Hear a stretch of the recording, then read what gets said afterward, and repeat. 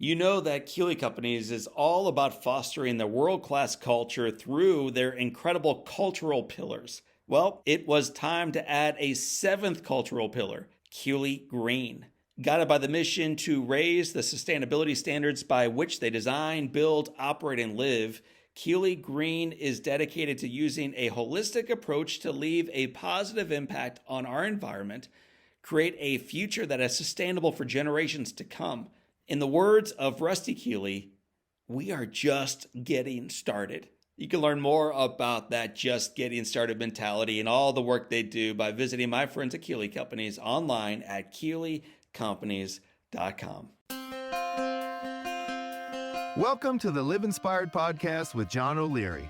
John is the two-time national best-selling author of On Fire and In Awe.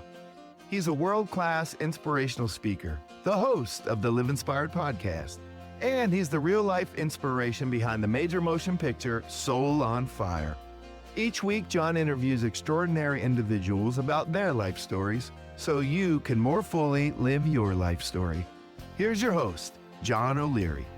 Well, hello, my friends, and welcome to the Live Inspired podcast, back to regularly scheduled programs with John O'Leary.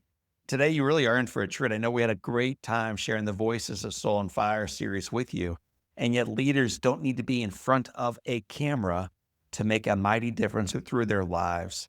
David Green is an example of this. He's a founder of a little business you may have heard of called Hobby Lobby. It's one of the largest privately owned arts and crafts retailers in the world. And then there's Bill High, my other guest today. He is the CEO of Legacy Stone. It's a not-for-profit that helps families build lasting legacies of faith and generosity and purpose. Together, these two guys join us, and they're going to talk about the decades they've spent guiding leaders and parents and communities to think beyond success and toward significance. From very humble beginnings, my friends, you're going to learn today about some hard-earned wisdom and a lifetime of faith and how it shaped their understanding of legacy. You're going to love this episode. My friends, if you've ever wondered what kind of impact your life is making or how to pass on what truly matters to people you love most, this conversation is for you. You will leave, I promise you, reminded and encouraged that your influence does not end with you. It begins with how you choose to live today. So let me bring in my friends and now yours. Their names are David and Bill. David Green, Bill High. Welcome to Live Inspired with John O'Leary. So glad to be here, John. Thank you for offering to talk to us today. Honor it is to have both of you guys on the podcast. I loved your book. I love the impact of it already in my life and the impact it's going to have on our listener and our viewer lives after they get through this podcast and then go out to the store and check it out for themselves. But I have a question for each of you. The first one is to Bill. Bill, if you had to introduce yourself, not the long rambling introduction I gave you, but if we bumped into each other at an airport and I said, my name is John, tell me about you, in one sentence, how do you introduce yourself? Well, of course, I've got the best lawyer name ever, Bill High. So that's my joke. Some people have got to think about that one, but I just stole that from you, David. Usually David picks on me, but there you go. It's not hard to pick on an attorney, but anyway. First time I heard that joke was in your book, and I laughed out loud when I read it. I'm raised by a father attorney, a grandfather attorney, two sibling attorneys, and sometimes the bill is high. Yeah. So Bill is a recovering attorney. What do you do today, though, Bill? Yeah, I did practice law for about 20 years, moved in the charitable world, but over the last 15 years or so, been doing a lot of family business consulting, helping families think and plan for generations, a theme of the book. David Green, if you and I were to bump into each other in an airport and I introduce myself and you introduce yourself back, what do you say about you? Well, I think I would say that I'm David Green and I'm married to Barbara Green for 65 years. And I've got about 48, I say about because it's counting, children and grandchildren and great-grandchildren. And the most important thing in my life is to see all of us to make heaven as our home. So one thing you did not say, but I think many of our listeners and viewers know it about you even before they clicked into the link, is you are also the founder of a little business called Hobby Lobby. That's right. So I don't know that that's as important to me as my marriage and my children and the ministry that God has given us to do. And this podcast is one of them. We need to do all we can do to let people know how Jesus died for them. Tell me about where you first learned that. I mean, you're so well known for the work you do and for the impact that you've had around the country and around the world. And yet, from very humble beginnings, this all started. Take me back to childhood. Yeah, my mother and dad were pastors of small churches. In fact, probably we never had a church over 100. So we grew up without a lot of finance, but at the same time, we saw God just give us what we needed, not what we want. And I don't know that I should say what we wanted because we grew up not wanting a lot of things. And that's what I love about my mother is the fact she didn't want more than she had. And by the way, my mother died in the hands of her daughter. And she says, "Do you see them? Do you see them?" And Esther said, "Well, what?" She said, "Angels." And then she passed away. So my mother, I tell people, was one of the most rich persons I've ever seen in my life because she wanted nothing this world had. She had marriage that lasted for life, 6 children that served the Lord. She had everything that she wanted. And so that's the kind of life that has influenced me to try to be like my mother and my father for that matter.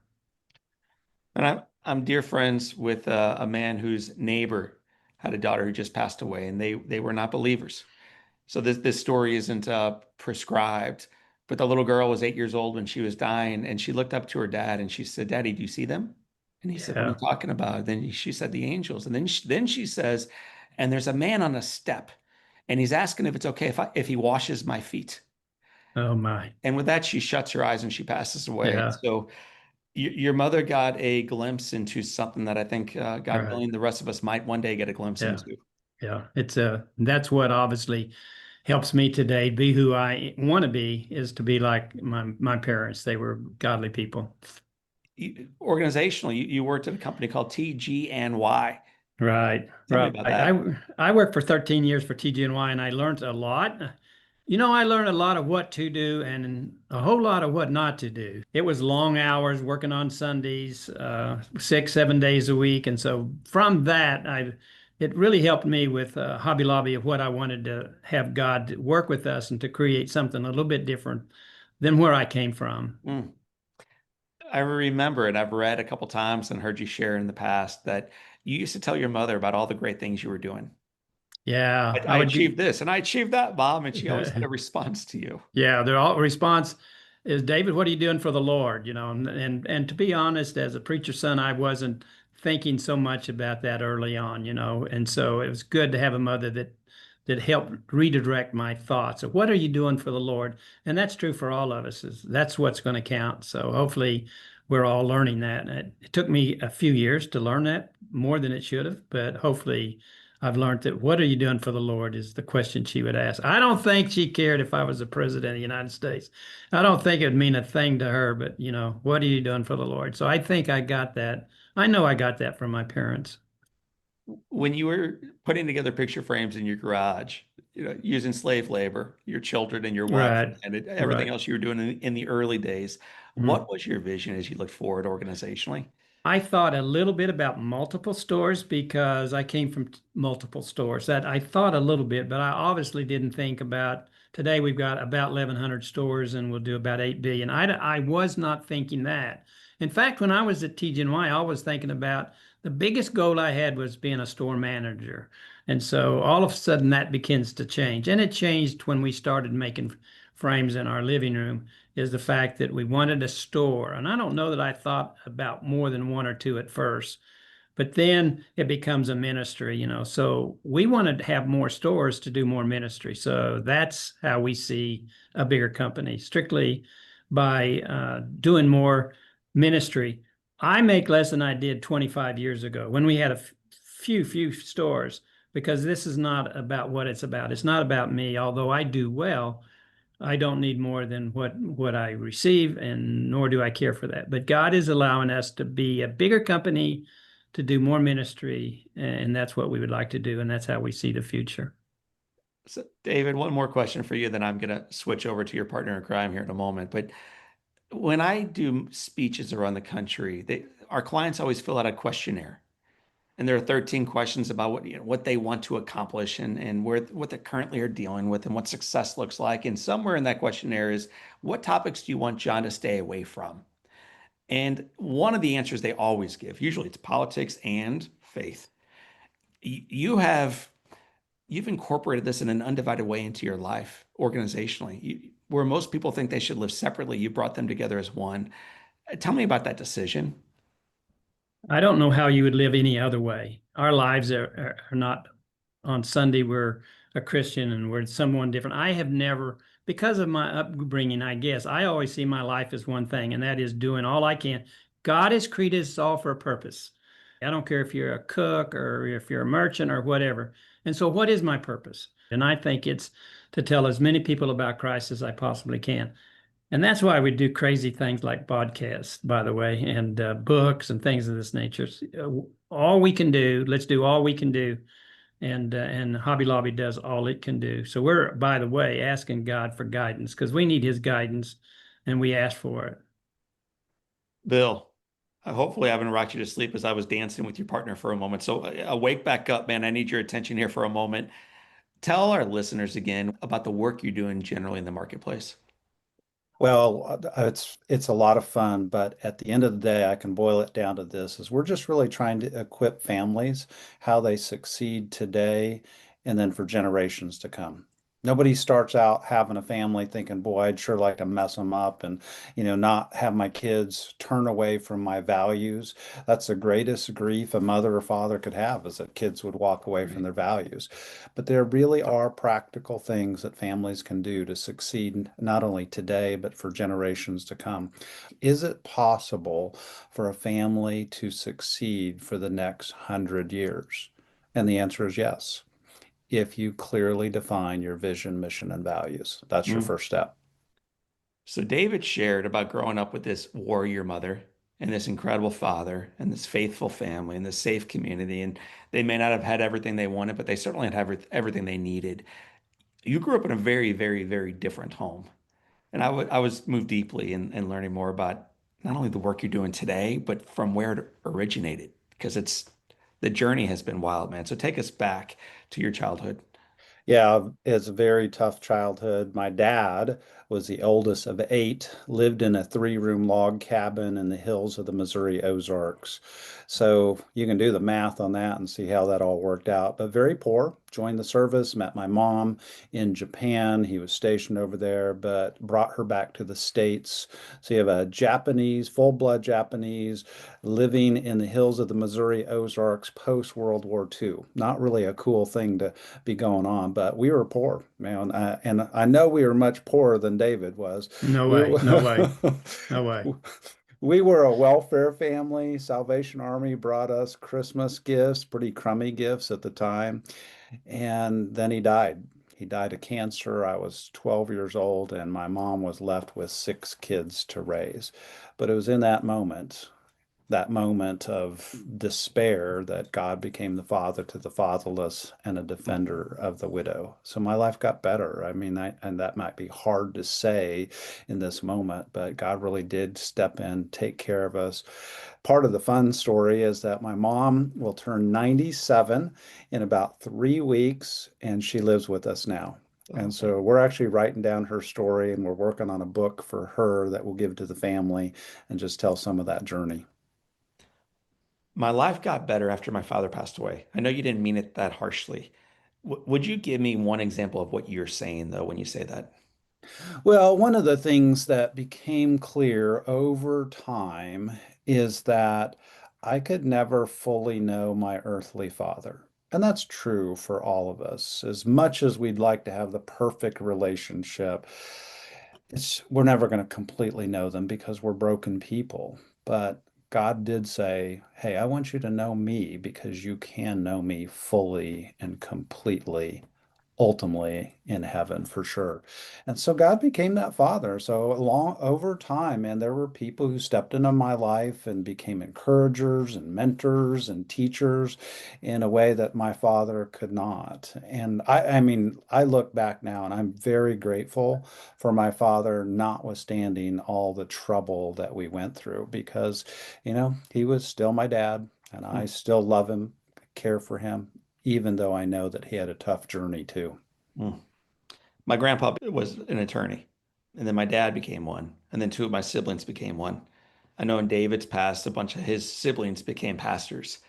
You didn't have any role model necessarily to look up to in the family on what you might do professionally. Where did this idea of becoming an attorney grow out of? I thought I was going to be a teacher and a coach. I was a baseball player, and that's really what I wanted to do is I wanted to coach baseball at a high school level. But I had a friend who encouraged me to go to law school.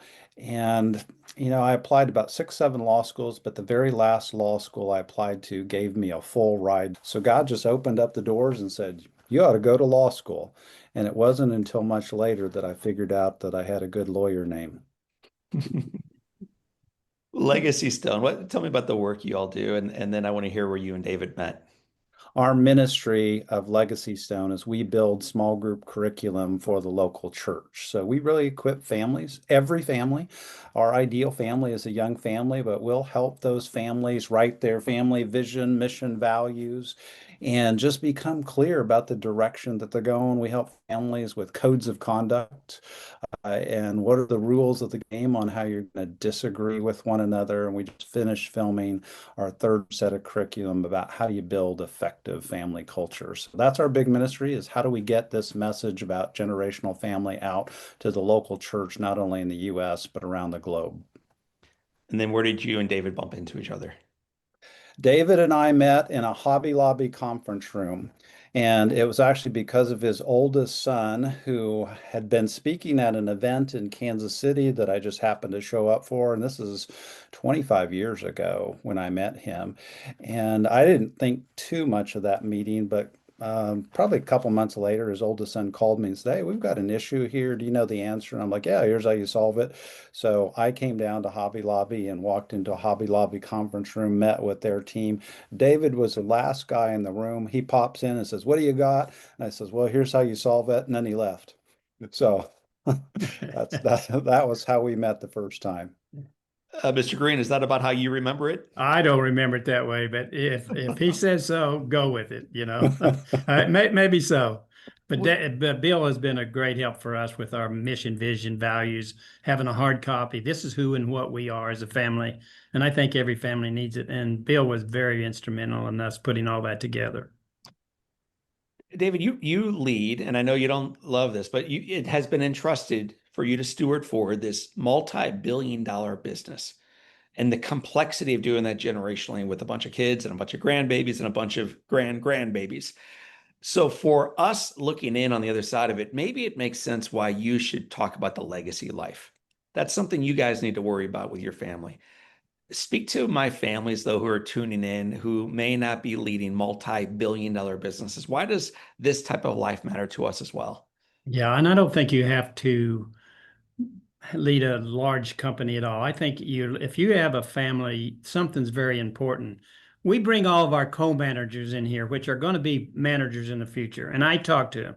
And one of the things that I say to everyone that comes in here, I said, it's easier for us to be successful at business than it is in our marriage. We Christians don't do too good in our marriage. We Christians don't do too good in raising our children. So I just said, we're going to be closed on Sunday. We're going to be closed at 8 o'clock. We're only going to be open 66 hours because more important than Hobby Lobby is your family. That's your legacy.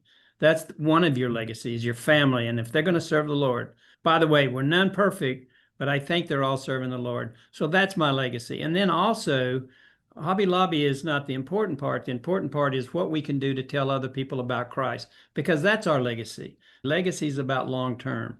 Nothing's more long term than eternity. So those are the things that we want to commit ourselves to.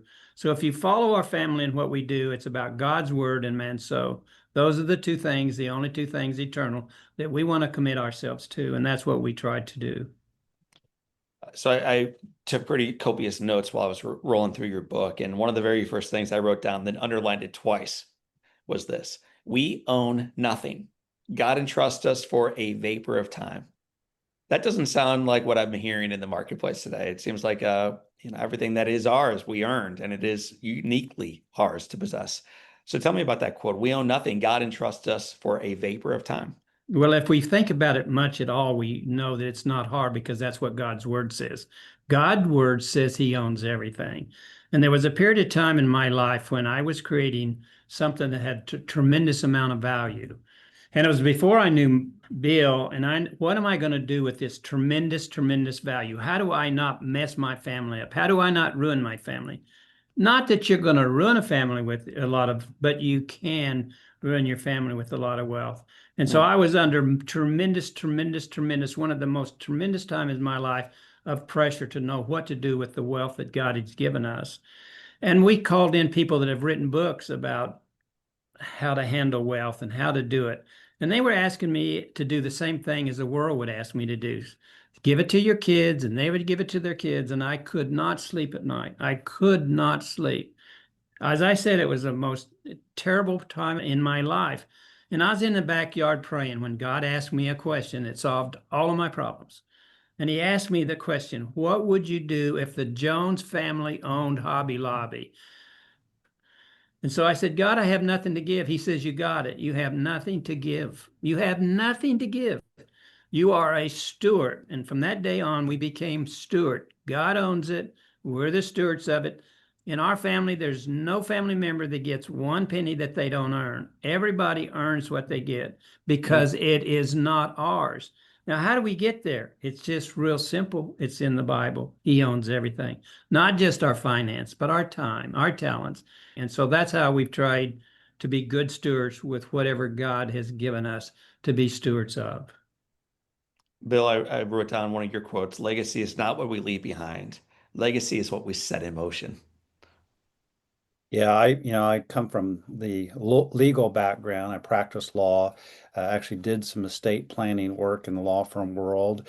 And you'll hear that line, legacy is what we leave behind. And that's an easy thing to say because you can say, leave it behind and let everybody else figure it out.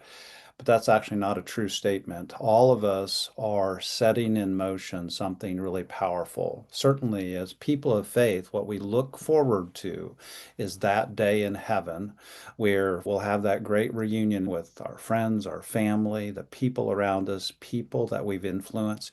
That's what we're setting in motion. And that's why David stresses this importance so much is that the greatest legacy that we can invest in is our kids and our family and that they would know Christ and all the other people around us, because that's what we're going to see. That is the great fruit that we get to look forward to. You also wrote, tied to that, that the great enemy of legacy is short-term thinking. Man, we live in a society that is immediate gratification. So how do these two things somehow come together, where we get what we want immediately, and yet you remind us that the great enemy of legacy is our short-term thinking? Yeah, I mean, the unfortunately in today's world, if you own a business, the whole mantra is let's build it to sell it. Even if you don't own a business, the idea is that your long-term goal is retirement, so you can retire and go sit on a beach somewhere. I don't know how people end up with that. I mean, I'm not saying retirement's bad, but David says it sometimes. He says, if you're going to retire, retire to something because we were meant to bear fruit. We were meant to Right. do something, to create, to produce. So all of that, this Western world of retirement is very, very short-term thinking. If you go to other parts of the world, you'll literally see families talk about the idea that they are preparing the field, they are preparing the company or whatever it is that they're doing for their grandchildren, not just their children. They're actually setting up something their grandchildren, great grandchildren can continue to grow and to cultivate. That's much longer term thinking. We just don't think like that here in America. When did that begin to fade? Because when you look at the little wagons moving west, man, for the most part, none of those leaders were doing that for themselves.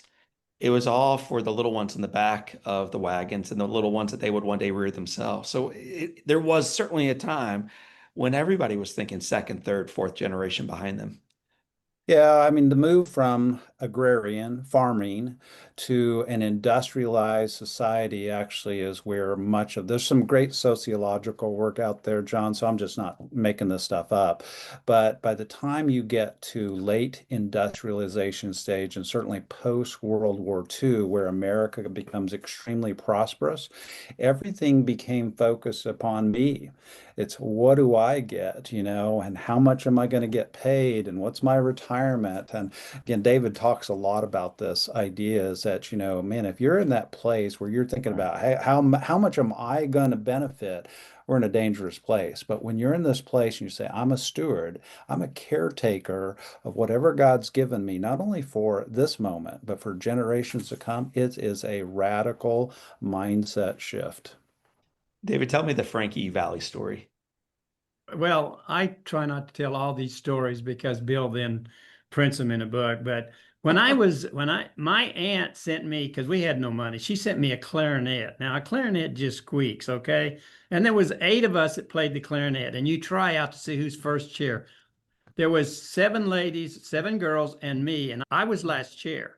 But in the band, there was this guy that played the trumpet. He was first chair, and his pants always had creases in them, and he had these nice rings, and I just didn't like him. I mean, I'm a preacher's son. I didn't learn anything. I just didn't like the guy. I mean, he dressed too nice. He was first chair. I was last chair. So what do you do? Well, I'll just whip him. Well, so I squirted him with the gun and he knocked me out. So that was my story. And so I hope I learned a lot from that. But by the way, I became the tuba player and I became first chair tuba player. And I said that was because it just took a lot of hot air and I can do that. So clarinet, no. A tuba, yes. So anyway, that's part of the story is I did become first chair as a tuba player, but that's my not so pastor kid type story, is I didn't I, learn a lot I early on. appreciate the stories you shared about normal humanity. Yeah, I mean, it sounds like a pretty ordinary story right there. yeah, It humanized you, man, and yeah, you want to turn the pages. You also shared a little story about Sweden planting oak trees for their fleets, yeah, and yet ultimately became something they weren't expecting. right. Share that story, and why does it matter to today's readers? I think it matters that what Bill was talking about is we think too short term sometimes. We need to think longer term. And I think that's what we're trying to do with the family that we have great grandchildren and we need to be thinking intentionally about our family and what are we growing in our family and hope we're growing kids that tell people and do the same thing we're wanting to do. So you help families through this book and through your work think long term, 150 years downstream. That's fairly long term. It's almost eternal in the way you begin shaping them toward this long view. And yet soccer practice and the uniform's dirty and we got to get food on. And so we are in this constant tension between thinking long term and just trying to keep the fires from burning down the entire house. Help busy families, and I'm one of them, man. Help busy families manage that long term eternal lens, 150-year idea, and that idea of, and we have a real life to live right now. I think in terms of when I was in high school, then I think in terms of when I had 4 kids at home and what you're talking about, I hope that each one of us moves in that direction. I don't know that I'm where I was when I was raising 4 kids, where every year we would go out and we'd take a Coleman trailer and pop it up and we had no money but we enjoyed each other, we did enjoy the family. I don't know that it was an intense in me as now that my kids are raised. I do things with them from time to time, but all of a sudden it seems like as we get more time, as we get older, maybe we should be there at the beginning. But for me, I see myself moving in that direction as I get older. And when you're at 62 years old, you're getting a lot closer to thinking that way than when you did when you were just trying to make Hobby Lobby work and it wasn't even working. So there is that process that you just don't go from one place to the other. But hopefully we're all moving in a direction that God has a plan for our life and we're trying to find out what that is and move more into that plan as the years go on. And Bill, it sounded like you wanted to add to that. Yeah, I was just going to add some observation too, just from looking at David's family. They were very intentional, even about how they raised their kids. And so now what we're seeing, John, are the rhythms that families really need to put in place to be successful. If you go back and look at the Jewish family, as a for instance, the Jewish family is very intentional about how they teach their young kids. From birth to age 5, they focus on two things. And those two things are storytelling from the Bible. And then, second, it is this idea of Hear, O Israel, the Lord our God is one. It's the idea of look up and then let's learn the stories. From ages 5 to 10, there's an equal intentionality built around the vision, mission, values of the family. It's built around, if you will, the Ten Commandments, the code of conduct, the way of life. And so there really can be intentionality around young families because it's tied into that Deuteronomy 6 verse. And the Deuteronomy 6 passage talks about this idea about talk about these things, your vision, your mission, your values, your code of conduct, the way that you live when you get up, when you lie down, when you're walking by the way. Just do it all the time. And that's what families need to do because sometimes I just think in the day-to-day life, just like you mentioned, running to soccer practice, it's easy to be so focused on that, but how do you make it part of that daily, weekly, monthly rhythm? Mm. So businesses spend a lot of time and frequently a lot of money getting clear on a mission, vision, and value. If it's lived out, it's transformational. I know very few families who do the same. Tell me why it matters, and then help our listeners and viewers take some baby steps toward getting clear on their mission and their vision and their values and their code of conduct. It is the first and simplest thing that we've seen families do is that if you just define your 5 values. Now, David's family has 3, but if you define your 5, then and you just start talking about those values, whether it's at breakfast, it's dinner time, again, if it's on your way. I've gotten videos from people where their kids are strapped into their car seat and they're going over family values. But if you do that, there's actual research out there among the 100-year families that tell us if you do just that minimum, you have that much greater likelihood of succeeding where your kids are not going to walk away from those values because values are protective and they're attractive at the same time. So Would you give me an example of you mentioned David has 3, others have 5, some might have 1. What give me an example of a value that maybe a kid in a car seat was talking about with their dad? So the kind of classic set of values, there's an upward value, faith.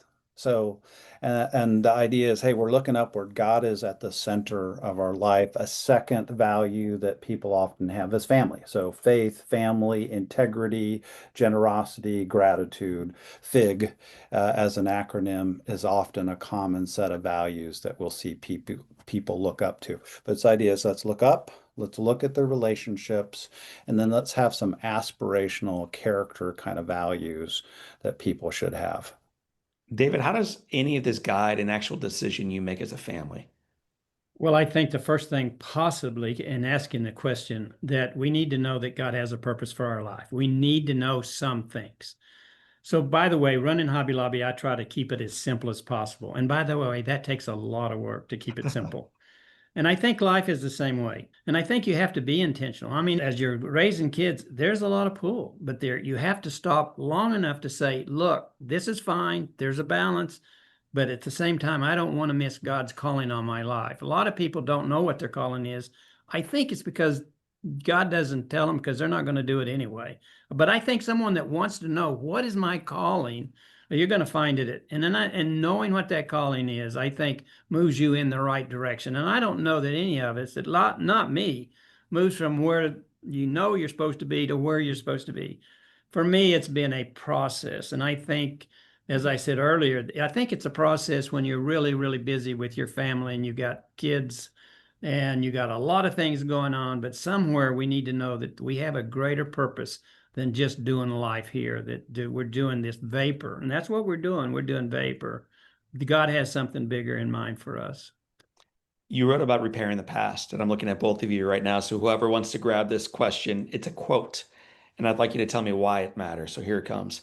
Only those who navigate the waters of conflict will succeed for generations to come. Yeah, David and I have hosted CEO events for leaders around the country now for a long time, 20 years, I think that we've had it. And unfortunately, John, we have a lot of these leaders who walk into us sometimes in the midst of great trouble with their families, their companies. We had one guy, I don't know if you remember him, David, but he walked in and they'd had 47 lawsuits among their family over the family business. And so it's just the nature of who we are to have conflict.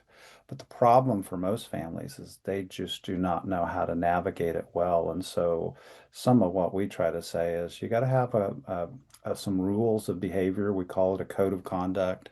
And you got to agree that we're going to move towards restoration. I mean, again, Dave and I have seen so many of these stories, hundreds of these stories, unfortunately, of people not in good places just because they can't deal with their conflict.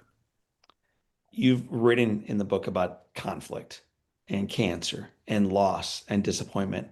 How do you know when to pivot that legacy movement that you're making forward? How do you know when to let go of it? How do you know when it's your will or God's will? When it feels like everything's coming at you and pressing down, how do you know when it's time to let go or when to push through? I don't know that that's real easy to answer, but I think that I could say in most cases, I just want to let go. And I have something I try to do. The Bible says, pray without ceasing. So I try to do that. I try to come to work every day asking God for direction. I don't want my will, I want His will. And then pray without ceasing. And I also like to know He's with me always. So while I'm praying, I know He's right here. He's not this old guy up in the sky. And then the other scripture that I bring in is, you have not because you ask not. But what am I asking for is very, very important. So I think in terms of conflict in your life, I think one that I go back to sometimes, and it might have been in the book, in 1985 when we had an oil crisis here, and it looks like we're going to crash as a family, as a business. We're losing money. The banks threatened to foreclose on us. And where that was good for me was the fact that I found myself physically, literally under my desk, just crying out to God, because I'm at a point where everybody's going to lose their job. My family was depending on this, and I had nothing. It was one of the worst days of my life, but it was also good because I found myself taking too much credit for, we had always done well at TG&Y, then Hobby Lobby, everything was upward going, and then it crashed. And that was a very, very important time in my life. Now, I don't think you can solve the problem with being too prideful with one instant, but I think I go back to that sometimes, and I try to remember that God owns it all. Without Him, I'm nothing. I can do nothing. So I try to do that as much as I possibly can. But I needed that time in my life at that time as a preacher's son. I should have known better, but I was too prideful, and God dealt with me in that crisis in my life. Mm. Bill, about half of adult siblings have no relationship with their siblings. That might not be dozens of lawsuits going back and forth, but it is a reminder that Thanksgiving usually has a few empty chairs. And when they are filled, there usually is some tension in the room or some yelling in the room.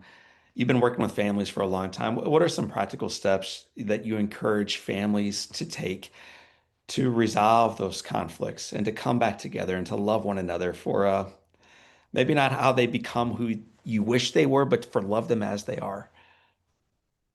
Yeah, the simple thing that, as I say, we usually say if you recognize that we are all broken and just humble yourself. And so, one of the first simple things that people can do when they come to that Thanksgiving dinner table is literally physically lower yourself and lower your voice, lower your tone of voice, and then listen to understand versus listening to respond. Mm, And when you listen to understand, you'll ask more questions. Say, hey, John, how's it going? And then I'll let you talk. And it's like, man, is there more to that? Can we hear more? That's that Proverbs 15:1 idea that a gentle answer turns away wrath, but a harsh word, tone of voice, one word can stir up that anger. And so that's the simplest technique. Lower yourself and lower your tone of voice, and then listen to understand. Bill, when the families who check out this book and step through the pages, put the book down and start living it, how do you hope fundamentally their life is different afterwards than before? What do you want to stoke within them, and how do you want not only them to be changed, but the generations behind them? Yeah, we're hoping that we really will change the trajectory of families around the globe for generations to come. We're not going to be as haphazard as previous generations where we delegate our family and our lives away. We're going to be good stewards, as David says. We're really going to work on that because we know that if we ingrain those values in, we will set in motion a powerful legacy for those generations to come. David, one of the final questions will be tethered your way, man. So what is that powerful legacy that you hope to leave behind for your children and grandchildren and great grandchildren and 50,000 leaders within Hobby Lobby and those listening to our conversation today? I think the first thing that I would like to tell all of us, me included, all of us, is to be very family oriented, because sometimes we're just too tied to our jobs and our success, but family is more important. And so that's what we try to tell the co-managers, as I said, that there's something more important than Hobby Lobby. So I think the family is very, very important. And so I would like for them from this book to say, family is important. When Barbara and I first got married, we said we want to do three things. Now we should have said five, but we said three. We should have said one of the things is we want to serve the Lord, but we didn't even go there. I guess because we felt like we were going to do that anyway. But we said we want to make sure that we have a marriage that God would be pleased with for life. We wanted our children to serve God. And whatever God gives us is our work. We want to be successful. But since that time, I've said, I'm going to add something else. I want my children's children to serve the Lord. And by the way, I want my children's children to serve the Lord. And by the way, I want to tell as many people about Christ as I can. So those are the things that we've tried to come alongside in our marriage and in our time, and we think it's important for all of us. And that's why I spend a lot of time with our co-managers talking to them about something more important than Hobby Lobby, and that's their family. And I think that's where we get the greatest amount of success in our legacy, and then telling others the story as well. David, you have 50,000 leaders, man, that you serve alongside, whose lives you help impact through your leadership and stewardship. One of them is a lady I work down the hall from who helps manage our podcast. She worked with you for several years and loved it. Is there a story, though, of one of your colleagues that when you think about when you're having one of those days that just, it's not going the way you wish, that you go back to the story and it reminds you, and yet this is why I strive forward? Is there one of your colleagues that you serve that reminds you of that and fills your bucket when it seems to be running dry? When I get a letter like that, I get some, I keep them. So I've got some right by my desk. I said, I'm going to pull this letter out because this person, we made a difference in their life. Our life has made a difference in their life. We have those letters that someone just says, uh, because of your family, we're serving the Lord. So we have a lot of those stories because we're not ashamed. We don't want to be ashamed of the gospel. So we want our 50,000 people, even though they're out in the field in 48 states, we want to do all we can to minister to them the best we can. And they know the ministries we're involved in, and they're involved. We can't do it without them. So we want them to know they're coming alongside us and they're helping us in these ministries. And by the way, we have the best help in the world because they want to be a part of what we're doing. And so we thank God for every one of the 50,000 employees. Well, the book is called The Legacy Life. I loved reading through it, and so did my colleagues who have read it down the hall. We have 7 questions that tether every one of our podcasts together. I'm going to go back and forth between the two of you, and then I'll let both of you answer the seventh question. So, how about we start with Bill? Bill, what's been the most impactful book you've ever read? Probably the book by John Piper, Don't Waste Your Life. And in a sentence, what will we learn when we check out the book, Do Not Waste Your Life? It's this whole theme built around don't waste your life on the stuff of this life. Look towards building a life in eternity.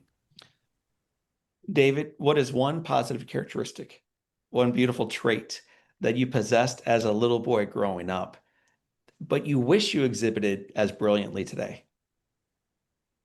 Oh, no one's ever asked me that question. As a little boy, I have a lot of traits that I wouldn't want to tell you about more than I do that I do. I think one of the things that I've always had is just not giving up. You know, if you fail, we all fail. Okay. And so it doesn't bother me to fail so much. I mean, because just get up and do it over and over and over. So I think that is a part of me. By the way, when I was growing up, we had no toys. We made our toys. We would go out and dig a big ditch and put tin over it and put dirt over that, and you wouldn't know where it was. There's a little hole and there's big rooms. And so we did a lot of things that out of stuff that just you just found. But that helped us, by the way. I look back on it, that helped us be creative because I had nothing to work with. So we just saw the stuff that was in the backyards in other people's backyards, but just creating things out of nothing. We Sounds had, very familiar, man. yeah, yeah. Bill, if your home caught fire and all living things are out and you have an opportunity of running back in and grabbing one thing that matters to you, what's the one physical item you would grab? Well, a couple things. We have a Bible Hall of Fame. So we have some of the key Bibles in the history of our family, some of the ones where I came to know Christ, my study of the Bible. So that's one. But then we still have family pictures. So the family albums, the things that represent the family story. So you got the Bibles in your right hand and you got the photos in your left and you're running out with smoke behind you, man. It's a picture I can imagine. If you could sit on a bench and have a long conversation with anyone living or deceased, David, who would you like to be seated next to? I think it would be DC, the one that created Walmart, Sam Walton. I've never had a time to talk with him, so that would be the person I think I would like to talk to because I'm interested in retail, because I'm interested in what it can create. What's the best advice you've ever received, Bill High? So the best advice you've ever received is? Pretty simple. When my dad died, my baseball coach at the time, he just said, "Chin up, Willie, chin up." Wow, that's hard to hear, man. Was it as hard to hear for a boy as it is even for me? I'm 48 and hearing that would be hard. So what was it like for you to hear that when you were 12? It actually, I do remember it very clearly. I was looking down and I was sitting in the pew. We were getting ready to start the church service. And he essentially just encouraged me to lift up my eyes and say, "It's going to be okay." David Green, what advice would you give yourself at age 20? At age 20, I think I would try to move quicker than I did in walking with the Lord and asking Him for advice because God gave all of us a certain amount of abilities and talents. But I think when He blesses it and we could walk alongside Him, it just takes it to another level. And I think I would be a little bit quicker. It's been a process, but I think I would have been there a little bit. I should have been there a little bit earlier. So now a final question for both of you. We'll start with Bill. Bill High, it has been said that all great people can have their lives summed up in one sentence. How would you like yours to read? It would be consistent with the theme of this book, which is he lived a legacy life.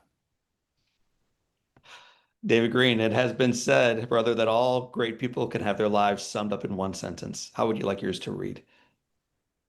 That he loves his family and he wants to tell as many people about Jesus as he possibly can.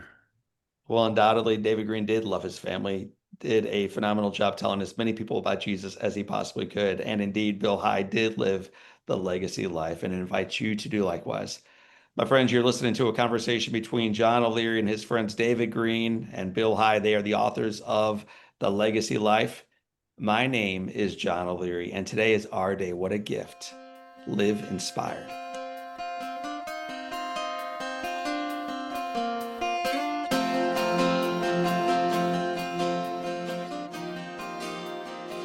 Well, family, I told you on the front side you were going to love the conversation between these two guys. And now that we made the lap around the track, I think you agree. They're awesome. They're humble, and they've got a lot of wisdom to share. When I spoke with David and Bill, one truth really stayed with me. Legacy isn't about what you leave behind someday. It's what you set in motion right now. It's how you love your family. It's how you show up in your communities. And it's how you use your gifts, and yes, we all have them, to serve something bigger than ourselves. Today's conversation reminded me of another individual, a dear friend, who does exactly this. His name is Rusty Keeley, my old buddy. Rusty leads a wildly successful business, but what defines him isn't the size of the business. It is the massive size of his heart. On Live Inspired episode way back at 296, Rusty shared how choosing significance over success changed his outlook on everything. You can listen to the Rusty Keeley conversation at episode 296, anywhere you track down your podcast, or just cruise over with me right now to johnolearyinspires.com/podcast. I'll have a link in the show notes of this episode into my buddy Rusty Keeley's episode. You'll love it. Trust me. So family, I am so humbled and grateful that you choose to spend time with us each week. If you haven't yet subscribed to our podcast, do not delay. Wherever you tuned in today, go ahead and mash that subscribe button. And then tell your friends and your family, those you work out with or worship with, that you check out the Live Inspired podcast, and so should they. It will set their souls on fire. We can agree on that. So family, friends, leaders, and servants, I appreciate you tuning in this time. And until next time, my name is John O'Leary. Today is your day. What a gift. Live with your soul on fire.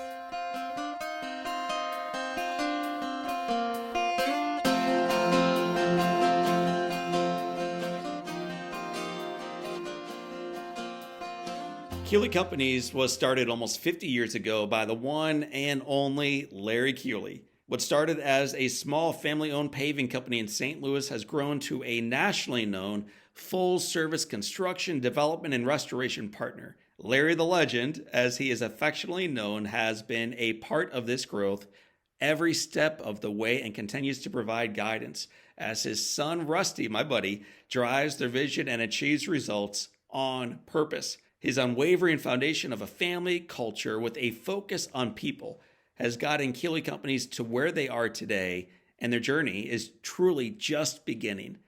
To learn more about Larry the Legend and Keeley Companies, check them out at KeeleyCompanies.com.